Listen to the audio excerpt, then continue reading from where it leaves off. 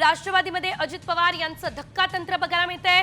आदिती तटकरे, हसन मुश्रीफ, बाबासाहेब पाटील, दत्ता भरणे यांना फोन आलेले आहेत। मात्र राष्ट्रवादीच्या मेळाव्याला सुद्धा भुजबळ गैरहजर आहे। वळसे पाटील, छगन भुजबळ यांचा आपण जर बघितलं तर पत्ता कट असल्याचं बघायला मिळतंय। राष्ट्रवादीमध्ये अजित पवार यांचं हे धक्कातंत्र आहे का, हा सवाल उपस्थित झालेला आहे। अधिकची अपडेट आमच्या प्रतिनिधी रुपाली बडवे यांच्याकडून घेऊयात। रुपाली, आपण बघतोय अजित पवार गटाकडून अनेक नवीन चेहऱ्यांना संधी दिली आहे, तर काही जे ज्येष्ठ चेहरे आहेत त्यांना मात्र डच्चू मिळतोय आणि आज भुजबळ कार्यक्रमाला सुद्धा उपस्थित नाहीये। काय नेमकं घडतंय राष्ट्रवादीमध्ये, सविस्तर? राष्ट्रवादी पक्षाकडून खरं अनेक नेत्यांना मंत्रिपदाच्या शपथविधीसाठी खरं फोन गेलेला आहे। मात्र छगन भुजबळ हे जे पक्षाचे ज्येष्ठ नेते आहेत त्यांना अद्यापही खरं फोन गेलेला नाहीये। आणि आता आपण पाहतो की नागपूरमध्ये राष्ट्रवादी काँग्रेसचा खरं मेळावा सुरू झालेला आहे।